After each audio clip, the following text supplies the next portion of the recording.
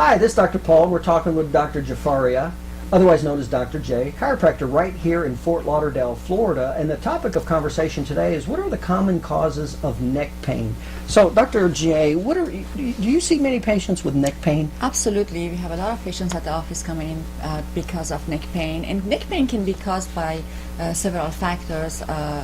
For example, you can have neck pain because of disc disease. You can have neck pain because of irritation to the joints in the neck, or you can have neck pain because there is irritation to the nerves in the neck. And this irritation can be caused either by traumatic injuries or by activities of daily living. So these are common things you see every day? Absolutely. Okay. What about if somebody had, like, let's say, a fractured neck or, infection in the neck? Is that something that you would see? These are not cases that we would take care of at the office. These are cases that really we would refer out, or in case of a fracture, that's would you be emergency. Would you be able to diagnose that? We are able to see that immediately during the examination. Okay. And these are cases that would have to be referred out immediately to a medical practitioner, Okay, appropriate for what that problem is. And Yes. okay, so somebody has neck pain. What percentage of the people would you say have neck pain that's from what you just said, from disc joint?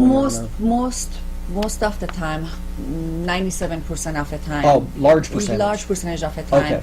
Is because of a physical problem, Okay, which requires a physical solution. okay, let's go into that just a little bit here. You said disc. You said a disc can cause neck pain. Yes. What typically would cause a disc problem in the neck? Disc problem can happen either from a traumatic injury, such as something that happens hard and fast, like a car accident, a sports injury, a fall, incidences as such where there is a high impact. Or it can also be by low force but repetitive movements throughout the day for long periods of time. What actually happens to the disc? Well, the way the body is made, there are in the neck there are 7 movable bones, and in between each 2 bones there is a disc. The disc serves as a cushion, as a it's a soft material that serves as a shock absorber. So if there is a trauma that pretty much squeezes this disc, the top bone and the bottom bone squeeze the disc, because the disc is of a softer material, it can actually be squeezed out of the space it occupies. So do you see that very often? Very often, mostly in traumatic injuries, yes. And that's something a chiropractor can help. Absolutely. Is that right? Whether it's a disc bulge or disc herniation, and the difference is that if it's squeezed out up to 3 millimeters, it's a bulge. If it's squeezed out 3 millimeters or more, it's called a herniation. And at that time, it depends how much irritation it's causing by herniating or bulging out. These are common causes of neck pain. That seems like that could be a little more of a serious problem if you have a disc bulge. It is a serious problem if you do not take care of it, because this bulging or herniation can really irritate the nervous system, the soft tissue surrounding the area, and the nerves in the area, causing not problems, aches and pains locally, but also in the extremities where the nerves that are irritated, where those nerves travel to, they can be causing problems such as pain, numbness, and tingling in those areas. So if it's not taken care of, it can cause more problems down the road. Absolutely. Now, what you said, disc is a common problem. You said, what were the other problems with neck Joint pain? irritation, because Do you see that very much? In joint that's very often too, and these are mostly they're very common with problems with posture. Unfortunately, a lot of people do not respect the proper posture or the proper ergonomics at work. Is that a common scenario when somebody wakes up and like they have a stiff, achy neck? Would that probably be more joint related?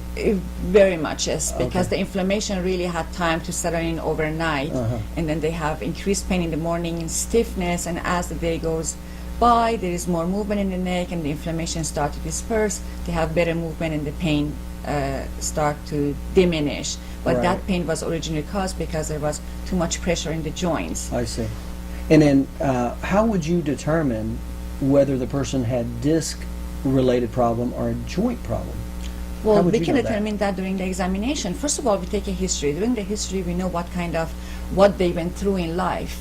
that could have predisposed them to what they're experiencing now. Okay. And also during the examination, we can take a look and see whether it's a local presentation or if they are presenting with numbness, tingling, radiation, radiculopathy in the extremities where the nerves would go. Okay, so for example, if they have only neck pain locally here, or if their neck pain is radiating down the shoulder, in the arms, in the hand, well, we know that that could be caused by irritation to the nerve that's exiting the spine at the neck level, but is traveling down the arm, and that could be caused by either a disc injury that's irritating that nerve, or an irritation of the nerve itself at the level of the neck. So you could, during your exam, you'd be able to determine.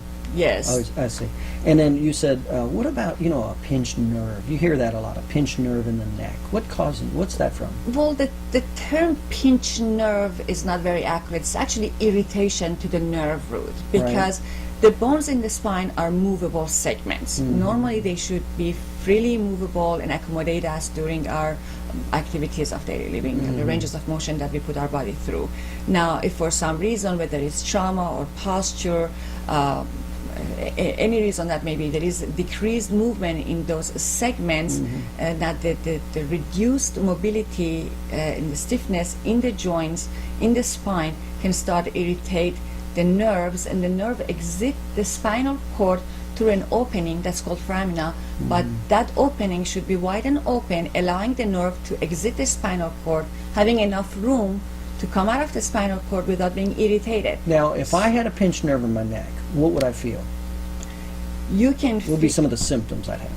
if you have a pinched nerve, actually that means that you have irritation at the Right. level of at the nerve at that level. Okay. And wherever that nerve goes, it can carry with it the impulses of either pain, numbness, tingling with it down the path where it travels. So if I have tingling or numbness in arm, shoulder, or hand, that could be is- caused by irritation. is there a of the high nerve. likelihood that It's a high likelihood, yes. Okay. And is that something you can help? Absolutely. Okay. It's very commonly seen at the office, actually. Oh, was that right? Okay. Yes. Okay.